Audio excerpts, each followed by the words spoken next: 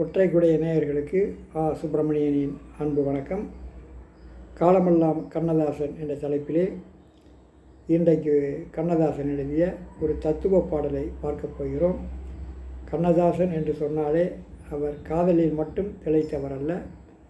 வீரத்தை எழுதியிருக்கிறார், சோகத்தை எழுதியிருக்கிறார், குடும்பத்தை எழுதியிருக்கிறார், இத்தத்துவத்தையும் கொண்டு வந்திருக்கிறார்.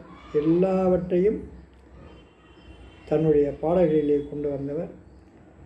நல்ல தத்துவங்களை எல்லாம் திரை இசை பாடல்களின் மூலமாக மக்களிடத்திலே கொண்டு சென்றால் எளிமையாக போய் சேரும் என்ற ஒரு நிலையிலே அவர் செய்தவர்.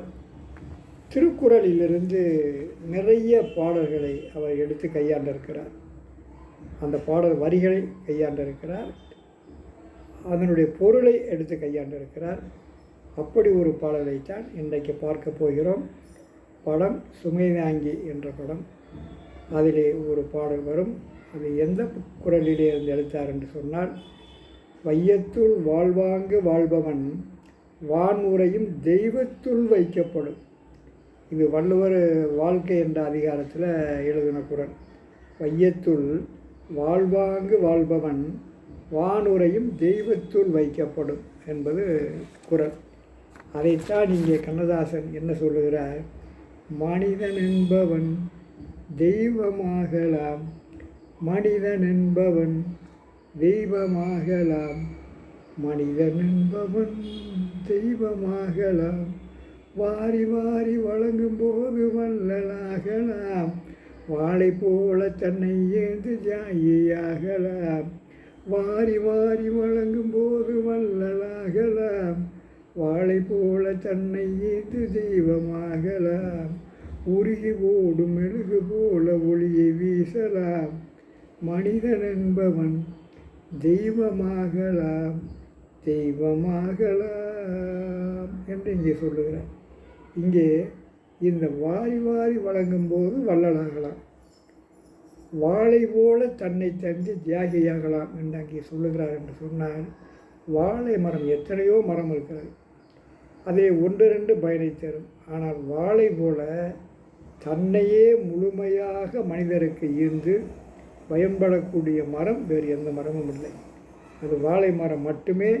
தன்னுடைய பாகங்கள் அத்தனையையும் ஒன்று கூட கழிவில்லாமல் அத்தனையும் மனிதனுக்கு உபயோகப்படுகின்ற பயன்படுத்தக்கூடிய ஒரு பொருளாக மாறுகின்றது வாழைதான். அதனால்தான் இங்கே அவர் வாழையை சொன்னார், வாழை போல தன்னை ஏந்தி தியாகியாகலாம் என்று சொன்னார்.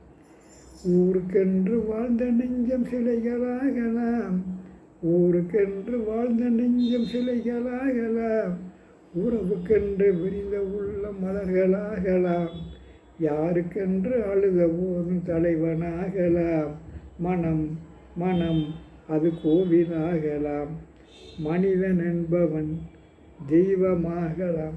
இங்கே அந்த ஊருக்கென்று வாழ்ந்த நெஞ்சம். நிறைய தலைவர்களுக்கு இன்றைக்கி நிறைய இடங்களில் சிலைகள் வச்சுருப்பாங்க.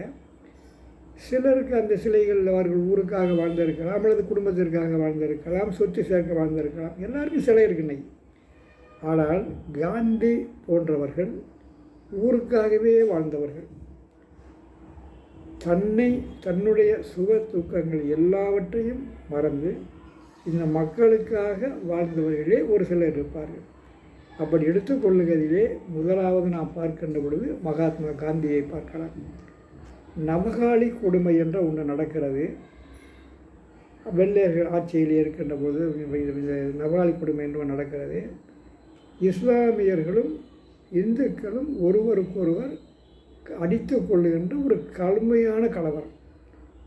இராணுவம் போகுது, அடக்க முடியல. இது என்ன செய்கிறது? நிறைய பேர் இந்த பக்கம் அந்த பக்கம் நிறைய பேர் இறந்து கொண்டு இருக்கிறார்கள், ஒருவர் தாக்கி. அப்போ காந்தி என்ன செய்கிறாரு? தனியாக உடலிலே சட்டை இல்லாமல் தனியாக காலிலே செருப்பு கூட அணியாமல் கையிலே எந்த விதமான ஆயுதமும் இல்லாமல் அந்த ஊருக்குள்ளே போக ஆரம்பிச்சிடுறார். நான் போகிறேன்னு சொல்லி அவர் போகின்ற ஒவ்வொரு ஊரிலும் அந்த கலவரங்கள் அப்படியே நிறுத்தப்படுகின்றன, மனித உயிர்கள் காப்பாற்றப்படுகின்றன. அவர்தான் அங்கே அவர்களுக்கு தெய்வமாக தலைவனாக இருக்கிறார். அவரைத்தான் நாம் தலைவன் என்று சொல்ல முடியும். ஆக அந்த ஊருக்காக வாழ்ந்தவர். மகாத்மா காந்தியடிகள். அதைத்தான் மனிதன் என்பவன் தெய்வமாகலாம் என்கின்ற பொழுது காந்தியும் மனிதரில் தெய்வமாக வைக்கப்படுகிறார். ஊருக்கென்று வாழ்ந்து நெஞ்சும் சிலைகளாகலாம். அவருக்கு சிலைகள் வைத்தால் அது ஏற்றுக்கொள்ளக்கூடிய ஒன்று. ஏனென்றால் அவர் ஊருக்காகவே வாழ்ந்தவர், தனக்காக வாழாமல். யாருக்கென்று அழுத போதும் தலைவனாகலாம். அவர் மக்களுக்காகவே அழுதார், மக்களுக்காகவே எல்லாவற்றையும் சிந்தித்தார். அவருடைய அந்த மனம் அதுதான் கோவிலாகலாம். ஒவ்வொருவருடைய மனமும் அடுத்தவனுக்காக சிந்திக்கின்ற பொழுது, தன்னுடைய குடும்பம் குழந்தை என்று மட்டும் பாராமல் உறவுகள் மற்றவர்கள் என்று எல்லோரையும் பார்க்கின்ற பொழுது, எல்லோரும் நன்றாக இருக்க வேண்டும் என்று சிந்திக்கின்ற பொழுது அவனுடைய உள்ளம் கோவில் போன்று ஆகிறது என்பதைத்தான் இங்கே சொல்லுகிறார்.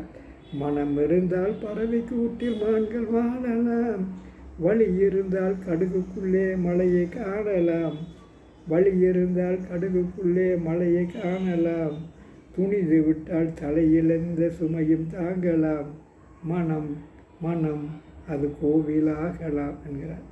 ஏன்னா மனம் இருந்தால், மனம் மட்டும் இருந்தால் என்ன வேணாலும், அது எந்த வீட்லேயும் போய் இருக்கலாம். இப்போ நான் இந்த வீட்டில் இருக்க முடியாது, அந்த வீட்டில் இருக்க முடியாது, எனக்கு பெரிய வீடு தான் வேணும் அப்படின்னு கிடையாது. மனம் ஒன்று தான் காரணம்.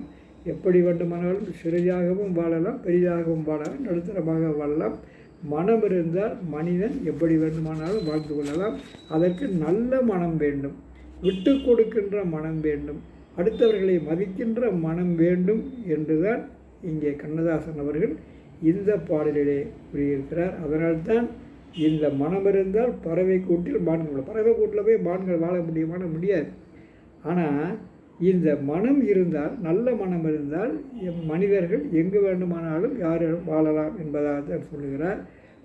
வழி இருந்தால் கடுகுக்குள்ளே மலையை காணலாம். இவ்வளவு பெரிய உடலுக்கு இதயம் என்பது ஒரு கடுகு போன்ற ஒரு சிறிய கைப்பிடி அளவுதான்.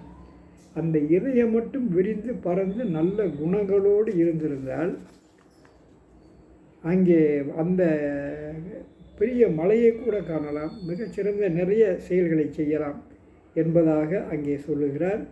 அப்படி ஒரு நல்ல மனிதன் துணிந்து விட்டால், பயந்து விடாமல் எந்த ஒரு பொறுப்புக்கும் துணிந்து விட்டால், எந்த ஒரு செயலையும் கண்டவன் துணிந்து விட்டால் அவன் எந்த சுமையையும் அவனால் தாங்க முடியும்.